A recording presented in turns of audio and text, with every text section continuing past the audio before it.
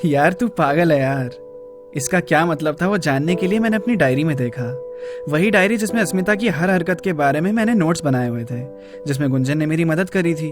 और मैं मजाक नहीं कर रहा, सच में मैंने डायरी बना रखी थी ऐसी, अभी भी मेरे पास पड़ी है। मैंने डायरी खोली, उसमें डायलॉग सेक्शन में गया तो उसमें केवल यार तू पागल है यार और तू पागल है क्या यार के बारे में ही इन्फॉर्मेशन थी।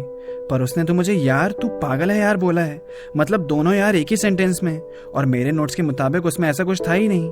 तो मैं कंफ्यूज हो गया और सोचने लगा कि कहीं उसका मतलब फ्रेंड जोन से तो नहीं था। नहीं, इतना नेगेटिव क्यों हो रहा हूँ? आई लाइक यू भी तो मतलब हो सकता है ना उसका। और इसी कंफ्यूजन को दूर करने के लिए मैंने गुंजन को कॉल लगाया। मैंने उसे सारी बात बताई कि आज क्या क्या हुआ, अस्मिता के हर एक्सप्रेशन के बारे में और उसकी मुझसे हुई बातों के बारे में। तो उस पर गुंजन ने कहा, अच्छा हाँ, ये वाला सेंटेंस मिस हो गया था, यार तू पागल है यार। इसमें कुछ खास नहीं है, ये तो वो नॉर्मली फ्रेंड्स को बोलती है, मुझे बोलती है, तो इसका मतलब she considers you as a friend now. तेरे साथ कंफर्टेबल है तो कॉन्ग्रेट्स, फर्स्ट स्टेप क्लियर हो गया। अब बस इस सेंटेंस के पीछे से यार हटाना है, तेरा काम हो जाएगा। मैं खुश हो गया, चलो एक स्टेप आगे ही बढ़ा हूँ, कुछ बुरा तो नहीं हुआ। फिर ऐसे ही दिन गुजरते गए पर उस सेंटेंस के पीछे से वो यार नहीं हटा। डर भी लग रहा था कि कहीं उसका फ्रेंड बन के ही तो नहीं रह जाऊंगा ना। यार तू पागल है, ये 4 वर्ड सुनने थे मुझे अस्मिता की जुबान से। लड़की औरों से बहुत ही ज्यादा अलग है, शायद इसी वजह से मुझे प्यार भी हुआ है उससे। गुंजन बताती थी कि अस्मिता आजकल मेरे बारे में बात करती है उससे। लेक्चर के बीच में मुझे नजरें चुरा के देखती भी थी और फिर मेरी नजर उससे मिल जाती थी तो दोनों मुस्कुरा देते थे। एग्जाम्स के वक्त हमारा जब पेपर फिनिश हो जाता था और थोड़ा टाइम बचा रहता था तो हम आमने सामने तो बैठते ही थे और शांति से Chupke Chupke stone paper seizures भी खेल लेते थे। एक स्वीट सी लव स्टोरी की गाड़ी मानो चल रही थी, पर सड़क पे स्पीड ब्रेकर्स भी तो आते हैं। फिरोज की कोशिश भी अब तक जारी थी और आज रिसेस में कुछ अनएक्सपेक्टेड हुआ। रिसेस के जब आखिरी 5 मिनट बचे थे, फिरोज 12th A में आया, हमारे सेक्शन में। क्लास में 20-25 बच्चे होंगे, वो भी कुछ अलग अलग सेक्शन के। रिसेस ही तो होती है ना जब सारे दोस्त एक दूसरे से मिल पाते हैं। अस्मिता, गुंजन, मैं और कुछ मेरे दोस्त, कुछ उनके दोस्त क्लास में मौजूद थे। फिरोज ने बोला, अस्मिता देख बहुत हो गया, मैं बहुत दिनों से ट्राई कर रहा हूँ, मुझे तेरा कोई रिस्पॉन्स नहीं मिल रहा। और पूरी क्लास शांत होकर फिरोज को सुनने लगी। मैंने गुंजन को और गुंजन ने मेरी तरफ देखा। अस्मिता फिरोज को देख रही थी। फिरोज ने बात को कंटिन्यू करते हुए कहा, देख मुझे अच्छी लगती है तू, बहुत ज्यादा।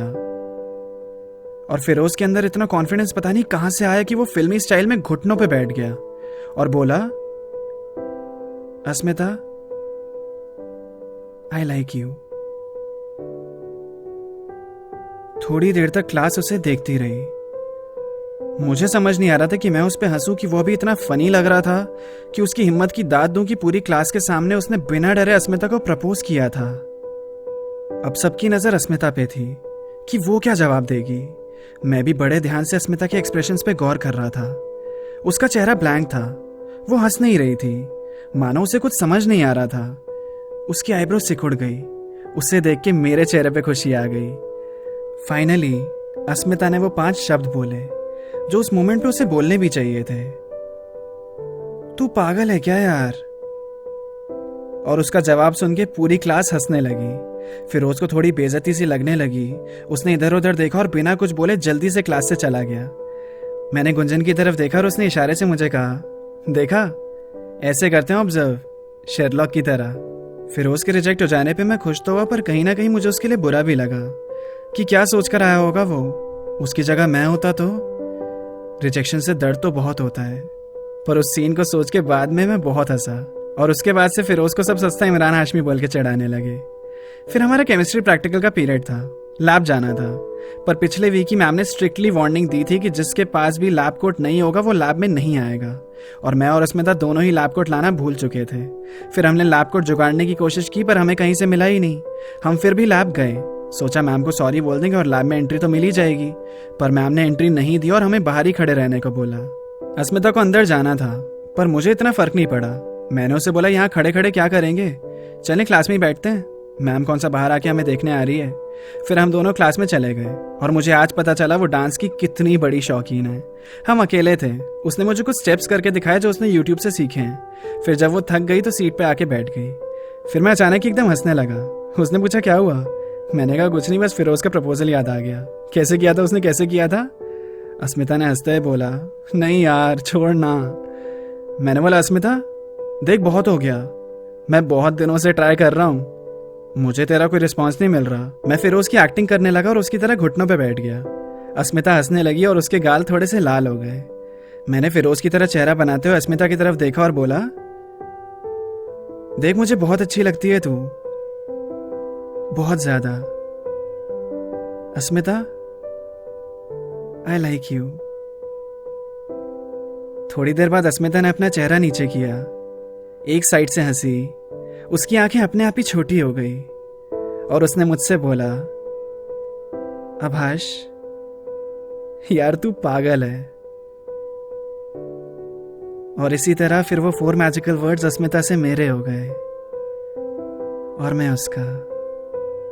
मजाक मजाक में मैंने उसे प्रपोज भी कर दिया, उसने हाँ भी बोल दिया और मेरी इस लव स्टोरी को एक हैप्पी एंडिंग मिल गई। देखो इसके आगे की कहानी भी मैं सुना सकता हूँ, पर तुम इसे यहाँ भी बंद करके जा सकते हो क्योंकि ये हिस्सा शायद तुम्हें पसंद ना आए। तो शॉर्ट में बता दूं, उसके बाद अस्मिता और मैंने 12th बोर्ड आने से 2 महीने पहले तक डेट किया और बड़ी खुशी से कटे वो पल हमारे। और उसके बाद बोर्ड्स के चक्कर में होता है ना कि पढ़ाई पे फोकस करना है, तो हमने ब्रेकअप कर लिया। फिर उसके बाद कॉलेज वगैरह होने लगे, मैं बीटेक में चला गया और वो एमबीबीएस की तैयारी करने लगी। पीसीबीएम ली थी ना उसने। हमारी आज भी बात होती है पर अब बस बर्थडे विशेष तक सीमित रह गए हम। हमारे शहर भी अलग हैं अब, वो अभी भी पढ़ाई कर रही है, मैं यहाँ कहानियाँ सुना रहा हूँ। वो डायरी मिल गई थी ना मुझे, और उस डायरी को पढ़कर मैं बहुत हंसा कि कैसी कैसी हरकतें की हुई है मैंने। सोचा ये भी तो एक स्टोरी है, तो सुना दी आप सबको। आई होप अच्छी लगी हो। Thanks for listening. Subscribe to my YouTube channel, Rhyme Attacks, and don't forget to follow me on Instagram @Abhash19.